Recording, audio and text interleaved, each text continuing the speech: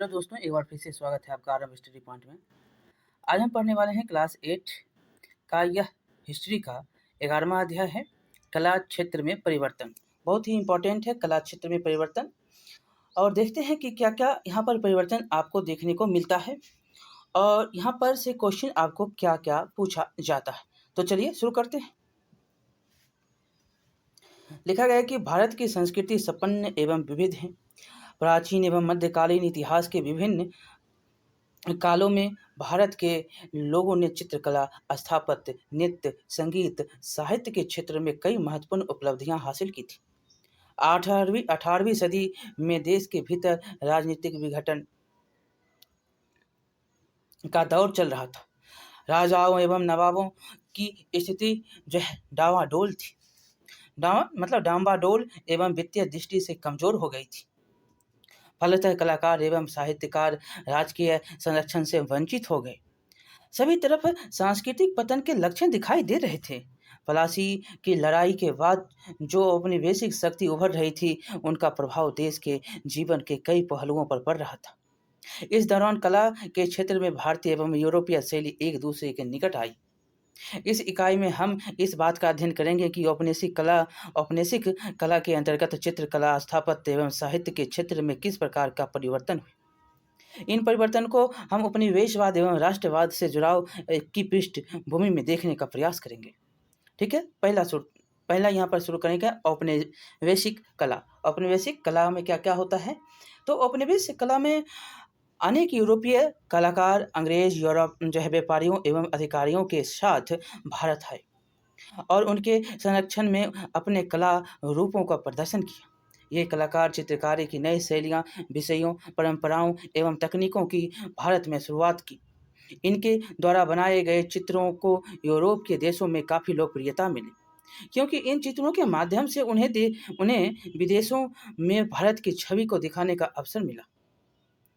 यूरोपीय चित्रकला यथार्थवाद के दृष्टिकोण को लेकर भारत आए और यह दृष्टिकोण इस विचार पर आधारित था कि कलाकार अपनी आँखों से जो देखता है उसे उसी रूप में चित्रित करनी चाहिए, ताकि चित्र वास्तविकता और असली जैसी दिखे। जैसे आप क्या करते हैं, अभी फोटो खींचते हैं तो वास्तविक होता है, असलियत होता है। उसी प्रकार जो है चित्रकार जो है ये करे कि वह वास्तविक और असली जैसा वह दिखे। ये कलाकार तैल चित्र की नई तकनीक को भारत में लाए। तैल चित्र जो यहाँ पर भारत में आया, उनके द्वारा बनाए गए विभिन्न विषयों के चित्रों में ब्रिटेन की सांस्कृतिक श्रेष्ठता को दर्शाया गया। यहाँ पर जो है ब्रिटेन की सांस्कृतिक श्रेष्ठता को दर्शाया गया। आइए हम औपनिवेशिक चित्रकला के कुछ रूपों का अध्ययन हम करेंगे। भारत के भूदृश्यों का चित्रण। तो ये देख सकते हैं भारत के भूदृश्यों का चित्रण किस प्रकार से किया गया है।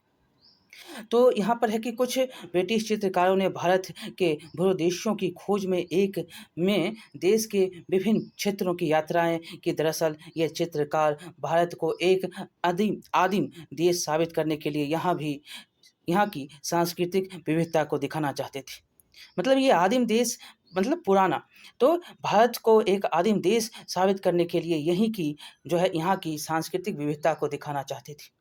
उन्होंने ब्रिटेन द्वारा भारत में जीते गए क्षेत्रों की कुछ मोहक तस्वीर बनाई। जो ब्रिटेन के द्वारा जीता गया क्षेत्र, उसको मोहक तस्वीर मतलब देखने में सुंदर है। ये देखिए टॉमस डेनियर द्वारा बनाया गया गाजीपुर में गंगा के किनारे स्थित खंडहर चित्र। और यह देखिए टॉमस डेनियर द्वारा बनाया गया विलियम डेनियर द्वारा जो है बनाया गया टॉमस डेनियर और विलियम डेनियर के द्वारा बनाया गया कलकत्ता स्थित क्लाइव स्ट्रीट। दोनों में अंतर है, एक खंडहर है तो एक यहाँ पर एक स्वच्छ और सुंदर शहर दिखाया गया। समझ रहे हैं आप? तो यहाँ पर चलेंगे आगे। लिखा गया है कि चित्र 1 में नजर डालेंगे तो इस चित्र में गुजरे जमाने की टूटी फूटी भवनों एवं इमारतों के खंडहर दे रहे हैं। तो इसमें ऐसी सभ्यता के अवशेष दिखाए जा रहे हैं जो अब पतन की ओर अग्रसर है। चित्र 2 में देखते हैं तो इसमें चौड़ी सड़कें तथा यूरोपीय शैली में बनाई गई विशाल एवं भव्य इमारतें दिखाई दे रही हैं। और चित्र 1 और 2 में आपको मतलब देखने पर आपको कोई अंतर दिखता है? तो यहाँ पर देख रहे हैं, हाँ दिखता है। इनमें भारत के परंपरागत जीवन के एवं ब्रिटिश शासन के अंतर्गत भारतीय जीवन के अंतर को दिखाने का प्रयास किया गया है।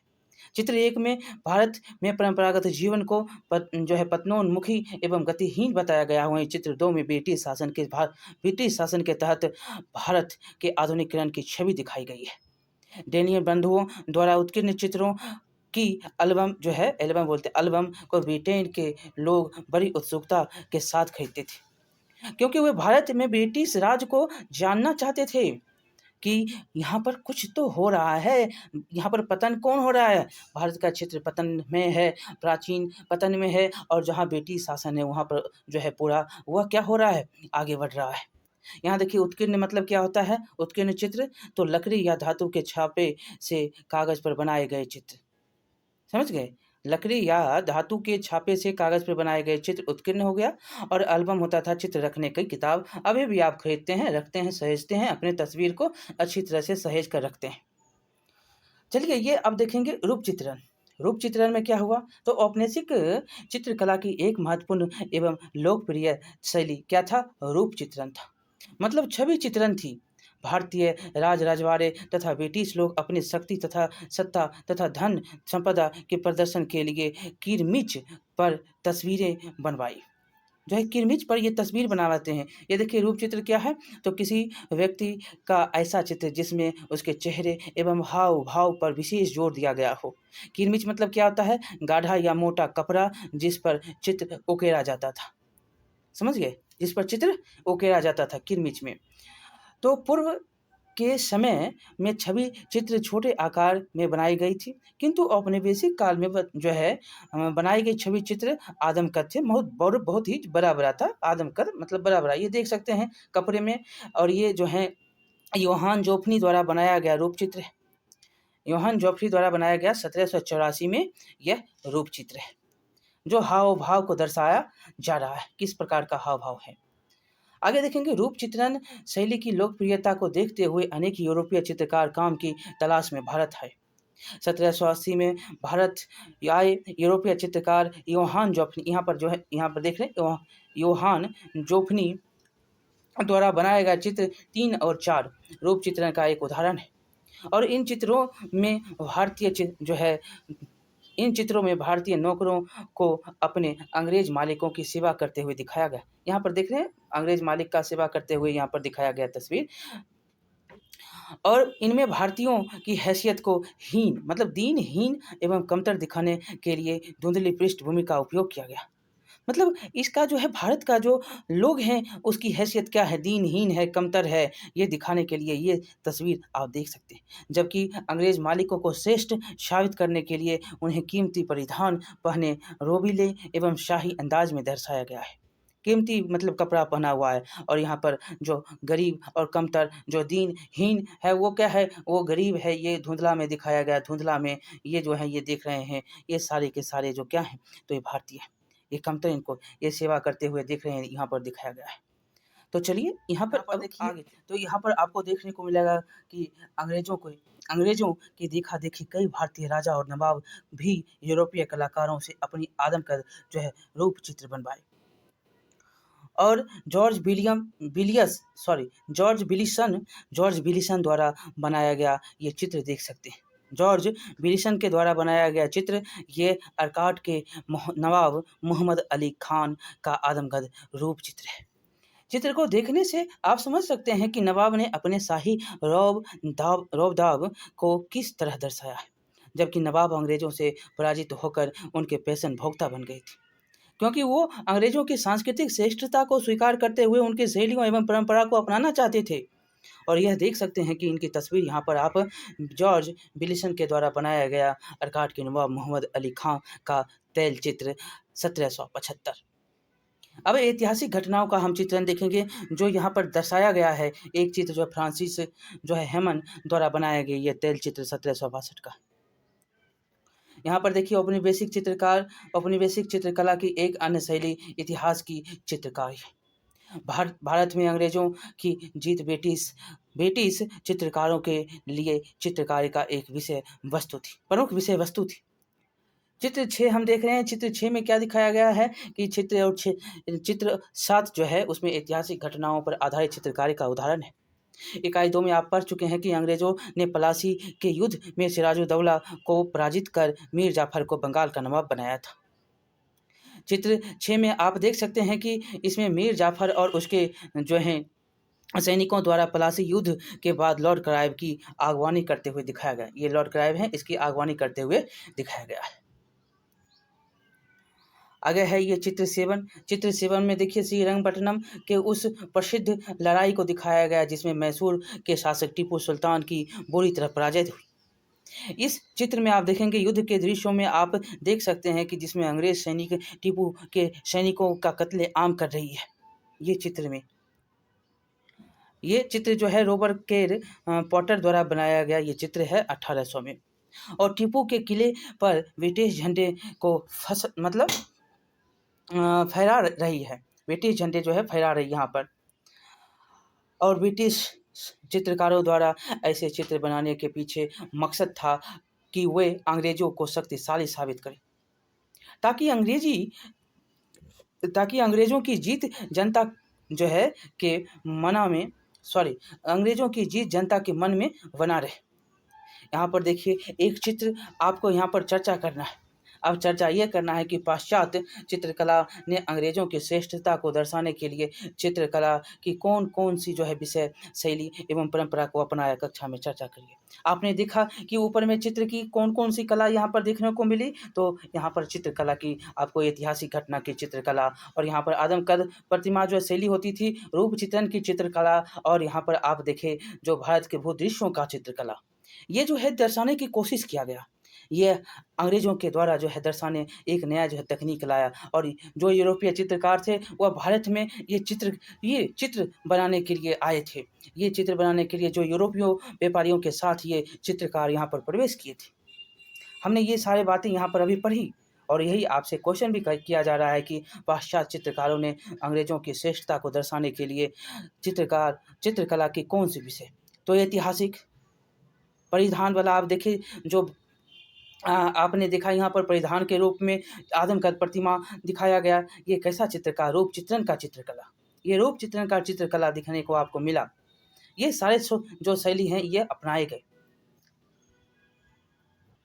चलिए अब हम देखेंगे दरबारी कला और स्थानीय कलाकार।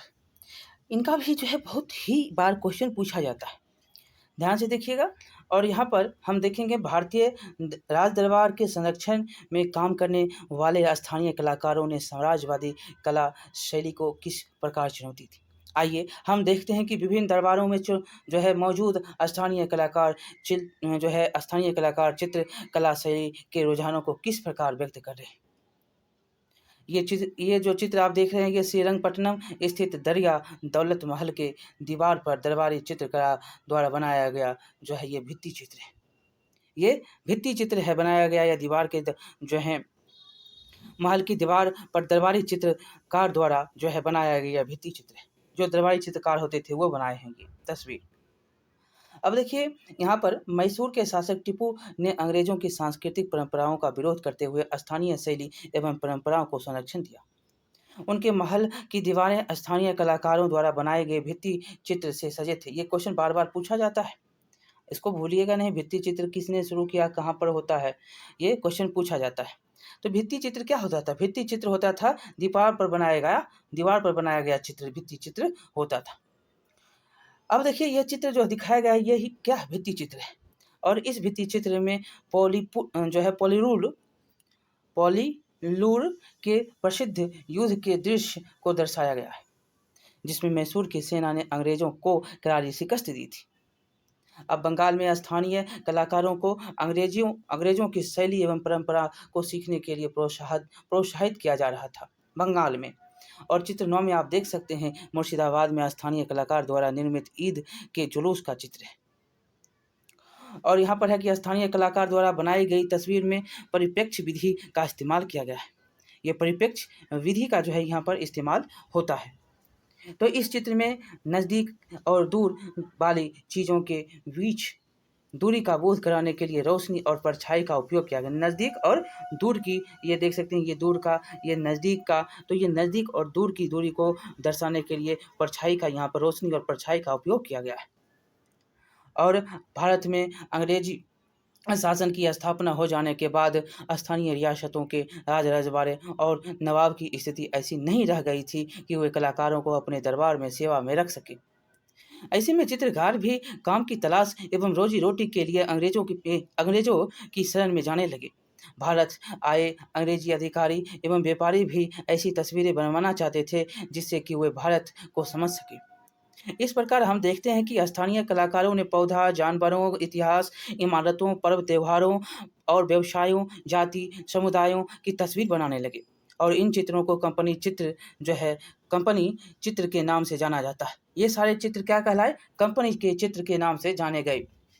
जो कंपनी चाहता था कि हम इनकी तस्वीर को देखें और इनकी इनको समझ सकें, भारत को हम समझ सकें, जिससे तस्वीर से भारत को समझा जा सके। और इसीलिए ये स्थानीय कलाकारों ने जो पौधों का, जानवरों का, ऐतिहासिक इमारतों का, पर्व त्योहारों का ये तस्वीर बनाना शुरू किया और यह तस्वीर क्या कहलाया? कंपनी चित्र के नाम से जाना जाता है। और कई स्थानीय चित्रकार ऐसे भी थे जो राज दरबार के प्रभावों से मुक्त स्थानीय परिवेश में चित्रकला की स्वतंत्र शैली एवं परंपरा के रुझानों को दर्शा रहे थे। ऐसे ही शैलियों में बिहार की मधुबनी पेंटिंग एक प्रमुख चित्रशैली है। जो बिहार की आप देखते हैं मधुबनी पेंटिंग, ये क्या है? ये चित्रशैली है। यहाँ पर आपको क्वेश्चन बार-बार पूछा जाता है कि मधुबनी पेंटिंग कहाँ की? तो बिहार की। इसमें प्रकृति, धर्म और सामाजिक संस्कार चित्रों को ग्रामीण परिवेश में उकेरा जा रहा था। आइए हम देखते हैं मधुबनी पेंटिंग के कलाकार ग्रामीण लोक चित्रकला के रुझानों को किस प्रकार व्यक्त करते हैं। यहाँ पर मधुबनी पेंटिंग है और मधुबनी पेंटिंग आपसे बार-बार पूछा जाता है। सीटेट में अभी आप एग्ज़ाम देकर आए हैं मधुबनी पेंटिंग के बारे में। तो चलिए ये चित्र मधुबनी पेंटिंग उसको देखते हैं। तो इस लोक कला की और कला प्रेमियों एवं पारखियों का ध्यान उस समय आकृष्ट हुआ जब 1942 ईस्वी में लंदन की आर्ट गैलरी में मधुबनी पेंटिंग की प्रदर्शनी लगाई गई। कब लगाई गई? 1942 में। कहाँ? लंदन की आर्ट गैलरी में। 1942 में ये मधुबनी पेंटिंग का प्रदर्शन किया गया। और मधुबनी चित्रकला पूर्णतः एक महिला चित्रकला शैली है। क्या है मधुबनी चित्रकला? तो ये पूर्णतः एक महिला चित्रकला शैली है। वे इस चित्रकला को पीढ़ी दर पीढ़ी विरासत के रूप में छोड़ती गई और इस प्रकार घर की दीवारों तथा आंगन के फर्श पर कपड़ों और कागज पर बना स्थानांतरण होता गया। और अन्य लोक कलाओं की भांति मधुबनी चित्रकला भी विभिन्न पर्व त्योहारों, विवाह, पारिवारिक अनुष्ठानों के साथ जुड़ी।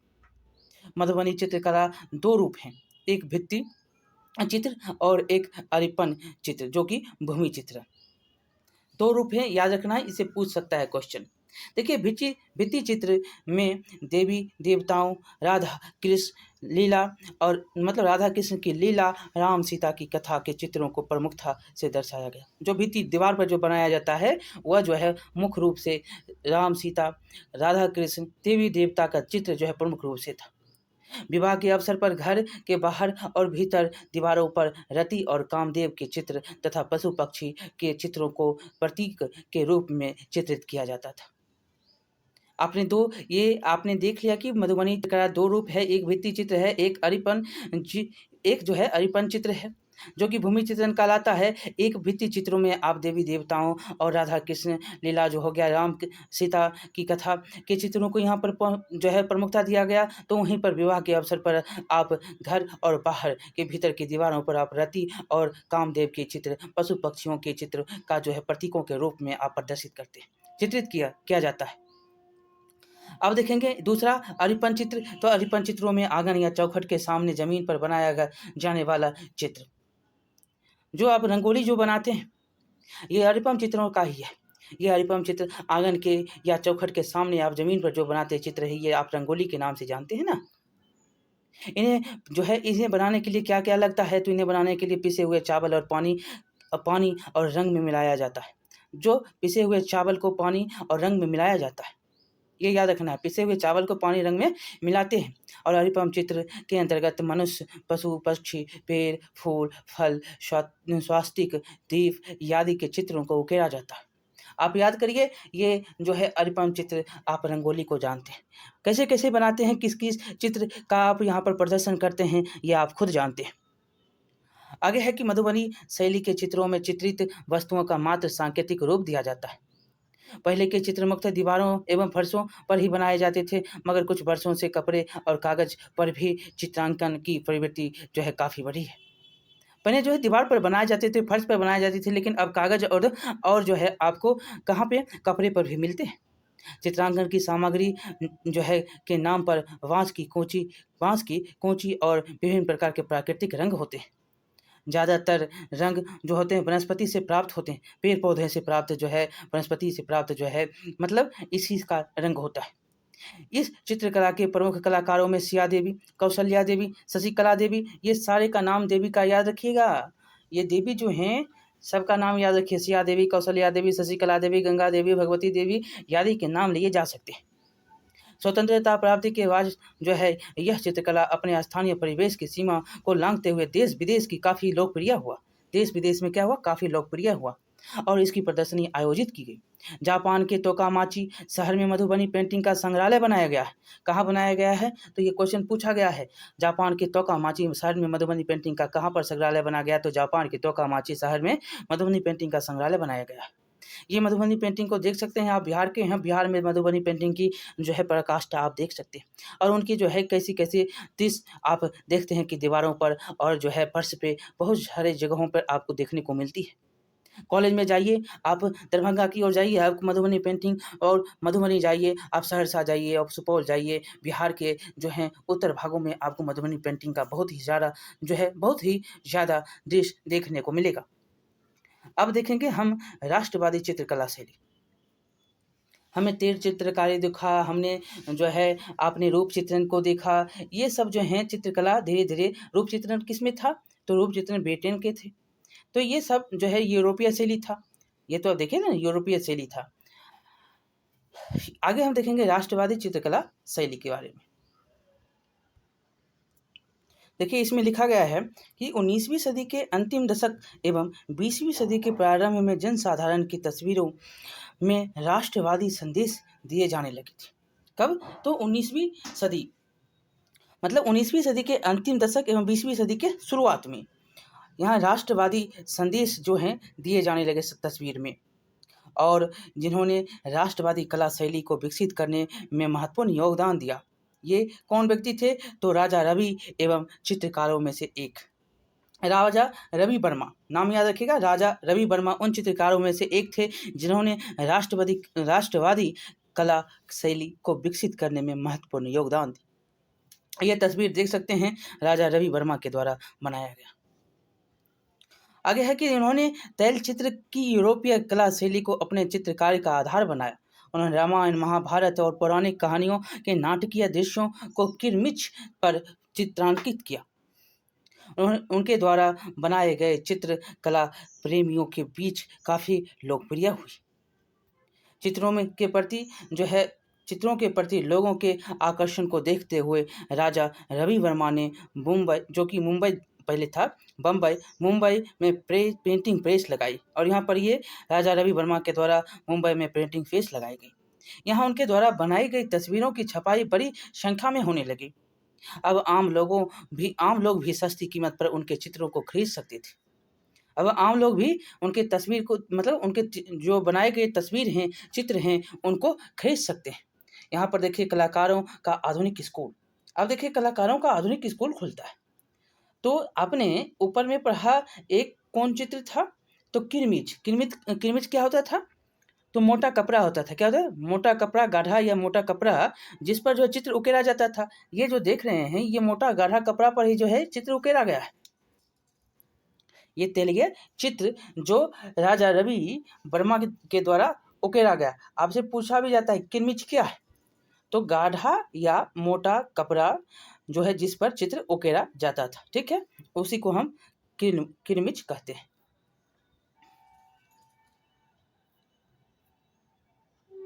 अब यहाँ पर हैं, तो यहाँ पर देखेंगे कि कलाकारों का आधुनिक स्कूल। तो 19वीं सदी के मध्य में भारत की पश्चिमी शिक्षा से लाभ दिलाने की शैक्षणिक नीति के अंतर्गत सरकार ने कलकत्ता, बम्बई, मद्रास और लाहौर में कला स्कूल मतलब आर्ट स्कूल की स्थापना की। ये चारों का नाम याद रखिएगा। और इन स्कूलों में कला के पाश्चात्य तरीकों को भी अध्ययन के विषय में रूप में रखा गया। अध्ययन के जो है रूप में ही ये जो है कला है उसको रखा गया। पाश्चात्य तरीकों को ही अध्ययन के विषय के रूप में रखा गया। E V Havell E V Havell Madras school of art में कला के अध्यापक थे। उन्होंने अविंद्रनाथ टैगोर के सहयोग से भारतीय चित्रकारों का एक अलग समूह बनाया जिन्हें कलाकारों का आधुनिक स्कूल कहा जा गया। ये किनके द्वारा? अविंद्रनाथ टैगोर के द्वारा ये सहयोग करते हैं और एक जो है समूह बनाते हैं और कलाकारों का आधुनिक स्कूल यह कहा गया। ये समूह जिन्हें क्या कहा गया? जिन्हें कलाकारों का आधुनिक स्कूल कहा गया। ये जो है आपको याद रखना है कि कहाँ के थे? EV Havells Madras school of art में जो है कला के अध्यापक थे। आगे है कि बंगाल के राष्ट्रवादी कलाकारों का जो है समूह, यहाँ पर राष्ट्रवादी कलाकारों का समूह इनके साथ जुड़ने लगा।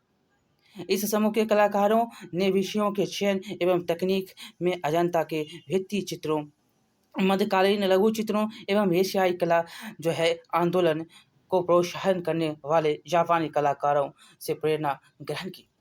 ये भित्ति चित्र, मध्यकालीन लघु चित्र एशियाई कला आंदोलन को प्रोत्साहित करने वाले जापानी कलाकारों से प्रेरणा ग्रहण करता है। यहाँ पर कौन? तो इस समूह कलाकारों ने क्या किया? तो ने विषयों के चयन एवं तकनीक में अजंता के भित्ति चित्र को लिया। मध्यकालीन लघु चित्रों को एशियाई कला आंदोलन को प्रोत्साहित करने वाले जापानी कलाकारों से प्रेरणा ग्रहण की। और ये देखेंगे एशियाई कला क्या जो है कला का आंदोलन क्या होता है? एशियाई कला आंदोलन तो जापानी कलाकार ओकाकुरा काकुजो ने जापानी कला का शोध किया और एक ऐसे समय में जापानी कला की परंपरा तकनीकों को बचाने की ज़रूरत पर बल दिया जो पश्चिमी शैली के के कारण खतरे में पड़ती जा रही थी। उन्होंने यह परिभाषित करने का प्रयास किया कि आधुनिक कला मतलब क्या होती है और परंपराओं को बनाए रखने तथा आधुनिकीकरण करने के लिए क्या किया जाना चाहिए। वह जापानी कला अकादमी के प्रधान अध्यापक थे। ये जापानी कला अकादमी के प्रधान अध्यापक कौन थे? तो ओकाकुरा काकुजो। ये ओकाकुरा ने शांति निकेतन का दौरा किया था। रविन्द्रनाथ टैगोर एवं अविंद्रनाथ टैगोर पर उनका जो है गहरा प्रभाव था। यहाँ पर देखिएगा कि चित्र 12 को देखिए। अविंद्रनाथ टैगोर द्वारा बनाए गए इस तस्वीर में राजपूत लघु चित्र की शैली का प्रभाव देखा जा सकता है। और 13 में देखेंगे तो धुंधली पृष्ठभूमि के हल्के रंगों के उपयोग को देखा जा सकता है और इस चित्र में जापानी कलाकारों के प्रभाव स्पष्ट रूप से अभिव्यक्त हो रहे हैं। और 14 चित्र में देखेंगे तो नंदलाल बोस द्वारा बनाया गया है ये चित्र और इस चित्र में आप देख सकते हैं कि नंदलाल बोस ने अपनी तस्वीर में त्रिआयामी प्रभाव पैदा करने के लिए छायाकिरण का इस्तेमाल किया है। नंदलाल बोस के इस जो है चित्र में अजंता की चित्र शैली के प्रभाव को साफ से देखा जा सकता है। ये तस्वीर एक एक करके देखिएगा। 12, 13, 14 तो 12 आप देख रहे हैं मेरी माँ अविंद्रनाथ टैगोर द्वारा ये है चित्रित कालिदास की कविता का जो है निर्वासित यक्ष। अवनींद्र नाथ द्वारा बनाया गया यह तस्वीर है। यह शैली जापानी जल रंग के तस्वीरों से देखा जा सकता है। ये देखिए तस्वीर, ये जागृत दाह पांडवों के वनवास के दौरान लाक्षागृह के जलाने का चित्र है। नंदलाल बोस द्वारा चित्रित अजंता के चित्र शैली से ये प्रभावित है।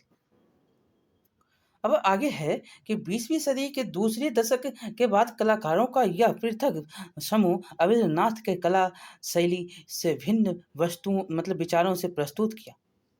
इस समूह के कलाकारों की मान्यता थी कि कलाकारों को प्राचीन कला रूपों के बजाय लोक कला एवं जनजातीय कला शैली से प्रेरणा ग्रहण करना चाहिए।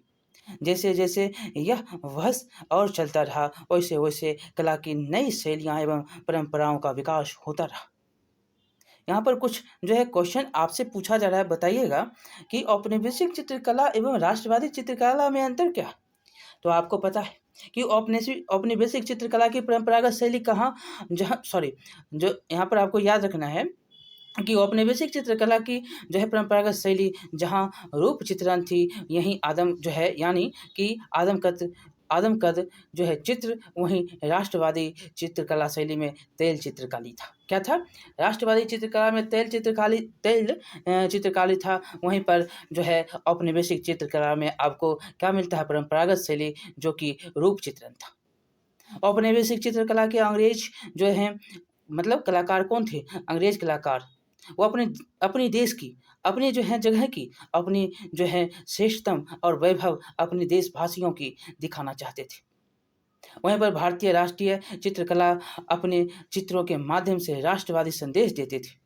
साथ ही वे रामायण, महाभारत और पौराणिक कहानियों के नाटकीय दृश्यों को किरमिच मतलब कि वो कपड़े वाले पर चित्रांकित कर भारत के शानदार व वैभवशाली अतीत को प्रदर्शन दिखाना मतलब कि दिखाना चाहते थे। दर्शक जो है अंग्रेज़ों के वैभव को, ये कलाकार जो थे, ये भारतीय जो कलाकार थे, ये अंग्रेज़ों के वैभव को करारा जवाब इस प्रकार से दे रहे थे।